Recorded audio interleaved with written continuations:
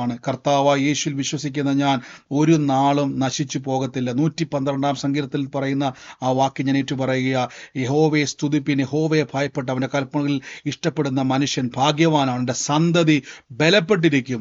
കർത്താവിന്റെ വചനം പറഞ്ഞ് നേരുള്ളവന്റെ അതായത് നീതിമാനായ എൻ്റെ തലമുറ അനുഗ്രഹിക്കപ്പെടും, ഐശ്വര്യവും സമ്പത്തും എൻ്റെ ഭവനത്തിൽ ഉണ്ട്.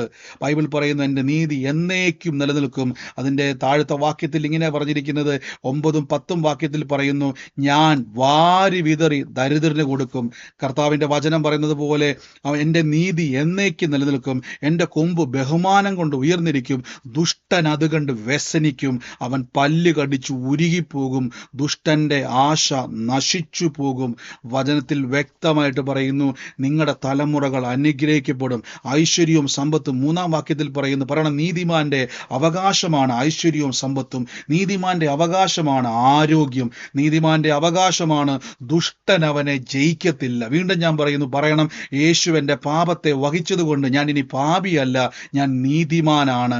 നീതിമാന്റെ അവകാശമാണ് സൗഖ്യം, നീതിമാന്റെ അവകാശമാണ് ശത്രു അവനെ ജയിക്കത്തില്ല, ശത്രുവിന് അവൻ്റെ മേൽ ജയമില്ല. യേശുവിൻ്റെ നാമത്തിൽ ഞങ്ങളത് ഉറപ്പിക്കുന്ന കർത്താവേ, ശത്രു ഞങ്ങളെ ജയിക്കത്തില്ല. ഐശ്വര്യവും സമ്പത്തും എൻ്റെ കുടുംബത്തിലുണ്ടാകും.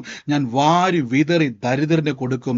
നന്മയും കരുണയും എൻ്റെ ആയുഷ്കാലമൊക്കെയും എൻ്റെ പുറകെ വരും. ദുഷ്ടന്റെ ആശയൊക്കെയും നശിച്ചു പോകും. ആ വചനം ഏറ്റുപറയണം. ദുഷ്ടന്റെ ആഗ്രഹങ്ങൾ നശിക്കും.